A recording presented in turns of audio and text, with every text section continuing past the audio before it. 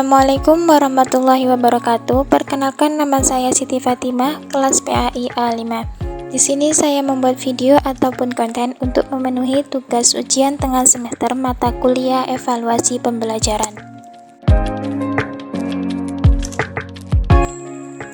Baiklah, di sini saya akan memaparkan sedikit tentang evaluasi pembelajaran.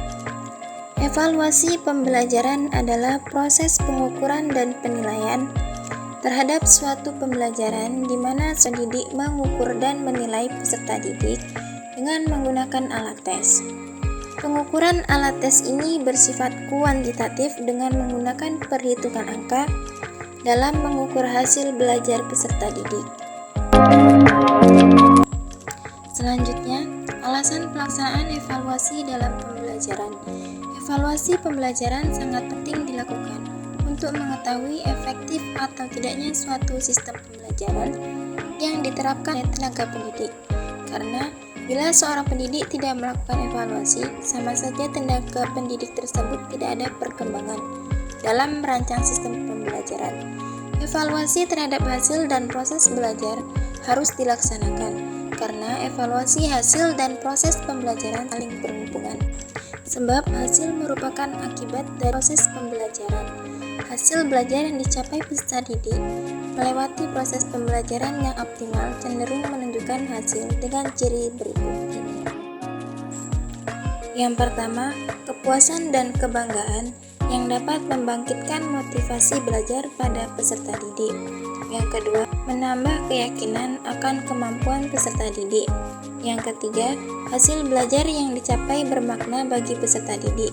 Yang keempat, kemampuan peserta didik untuk menilai dan mengendalikan dirinya, terutama dalam menilai hasil yang dicapainya, maupun nilai dan mengendalikan proses dan usaha belajarnya.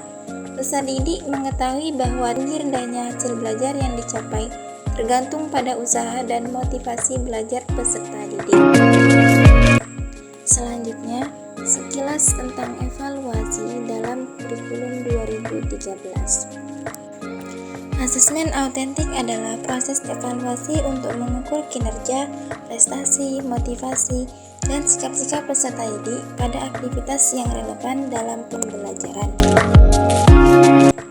Selanjutnya yaitu jenis-jenis penilaian autentik.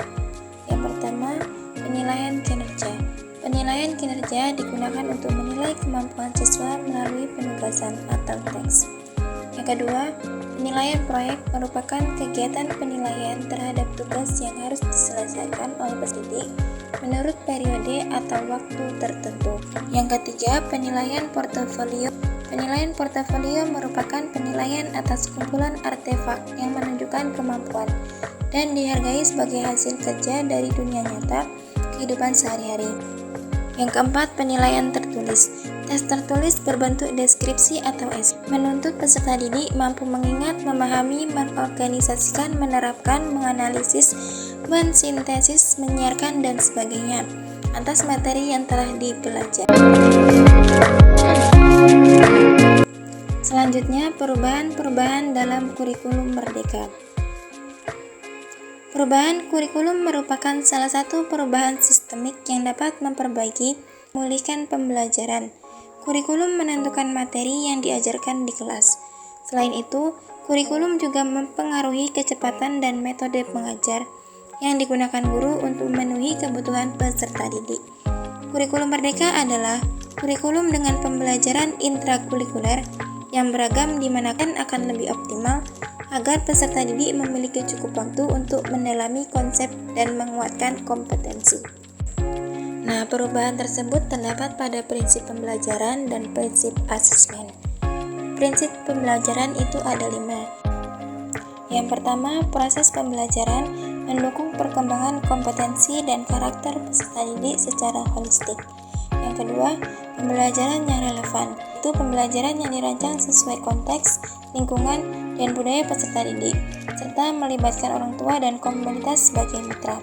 Yang ketiga, pembelajaran dirancang dan dilaksanakan untuk membangun kapasitas untuk menjadi pembelajar sepanjang hayat. Yang keempat, pembelajaran berorientasi pada masa depan yang berkelanjutan. Yang kelima, pembelajaran dirancang dengan mempertimbangkan tahap perkembangan dan tingkat pencapaian peserta didik saat ini, sesuai dengan kebutuhan belajar, serta mencerminkan karakteristik dan perkembangan peserta didik yang beragama sehingga pembelajaran menjadi bermakna dan menyenangkan.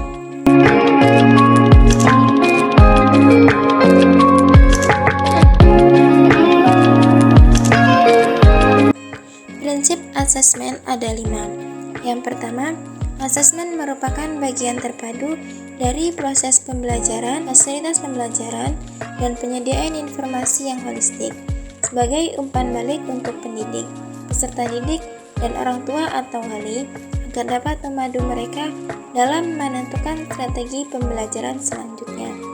Yang kedua, asesmen dirancang dan dilakukan sesuai dengan fungsi asesmen tersebut dengan keleluasaan untuk menentukan teknik dan waktu pelaksanaan asesmen agar efektif mencapai tujuan pembelajaran. Yang ketiga, asesmen dirancang secara adil, proporsional, valid, dan dapat dipercaya atau reliable untuk menjelaskan kemajuan belajar, menentukan keputusan tentang langkah dan sebagai dasar untuk menyusun program pembelajaran yang sesuai selanjutnya. Yang keempat, laporan kemajuan belajar dan pencapaian peserta didik bersifat sederhana dan informatif, memberikan informasi yang bermanfaat tentang karakter dan kompetensi yang dicapai serta strategi tindak lanjut. Yang kelima, hasil asesmen digunakan oleh peserta didik, pendidik, tenaga kependidikan, dan orang tua atau wali sebagai bahan refleksi untuk meningkatkan mutu pembelajaran. Sekian video dari saya, apabila ada salah kata mohon dimaafkan. Wassalamualaikum warahmatullahi wabarakatuh.